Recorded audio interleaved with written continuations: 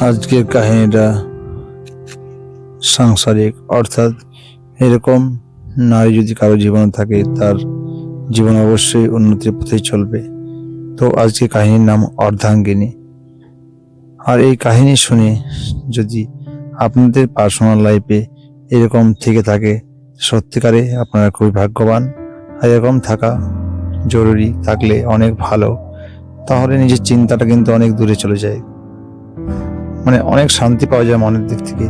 আর সবকিছু চাইতে মনের শান্তিটা সব থেকে বড়। তাই মনের শান্তি থাকলে সবকিছু ঠিক।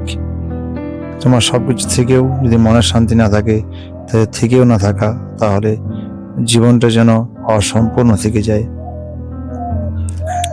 একটা ভালোবাসা যা শরীর না, আত্মার। ভোরের কুয়াশা তখনও পুরো কাটেনি।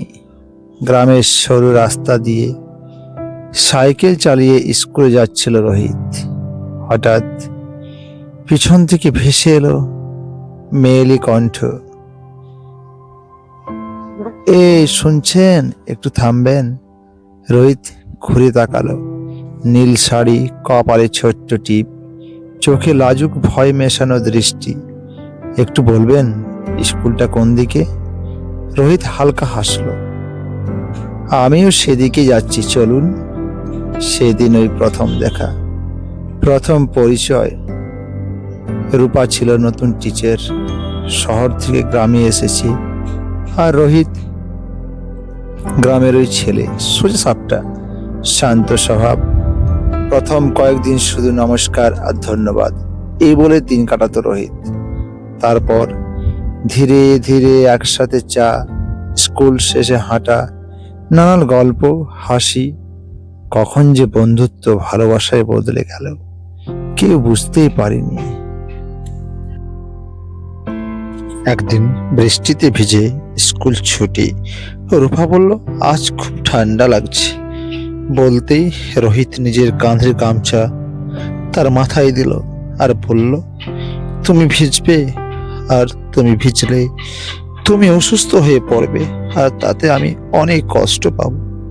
এই কথা শুনে রূপার চোখে জল। সেদিন সে বুঝেছিল এই মানুষটা শুধু প্রেমিক না, আশ্রয়। এর কিছুদিন পর দুজনের বাড়ির সম্মতিতে ছোট্ট করে বিয়ে। কোনো বড় আয়োজন না, শুধু মালা বদল, সিঁদুর আর দুটো প্রতিজ্ঞা, সব সময় পাশে থাকবো।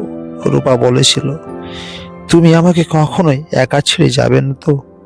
রোহিত হেসে বলেছিল, তুমি আমার অর্ধাঙ্গিনী, তোমাকে ছাড়া আমি অর্ধেক মানুষ। কিন্তু জীবন তো সিনেমা না। টাকার অভাব, চাকরির চাপ, মায়ের অসুখ।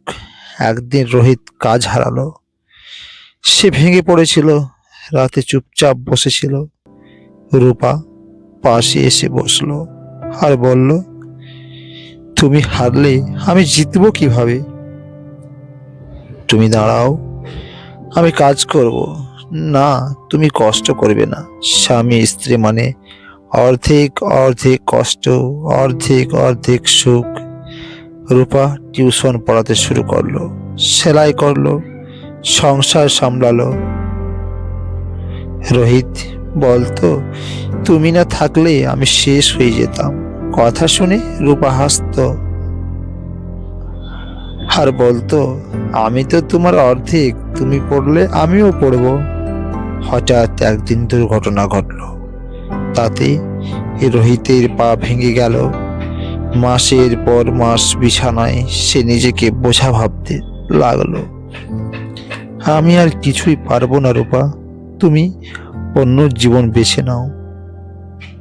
রূপা রাগে কাঁদতে কাঁদতে বলল, চুপ করো। তুমি কি ভাবো আমি শুধু সুখের সময়ের স্ত্রী? কষ্টের সময়েই তো আমি তোমার অর্ধাঙ্গিনী। সে নিজের হাতে খাইয়ে দিত, ওষুধ দিত, রাতে না ঘুমিয়ে বসে থাকতো। একদিন সন্ধ্যায় বারান্দায় বসে সূর্যাস্ত দেখছিল দুজন। রোহিত বলল, জানো, সবাই স্ত্রী পায়, কিন্তু আমি অর্ধাঙ্গিনী পেয়েছি। রূপা মাথা কাঁধে রেখে বলল, তুমি না থাকলে আমি শুধু শরীর, তুমি আছো বলে আমি সম্পূর্ণ। হালকা বাতাস বইছিল, দুজনের হাত শক্ত করে ধরা। ভালোবাসা মানে শুধু হাত ধরা না, একটা জীবন একসাথে টেনে নেওয়া।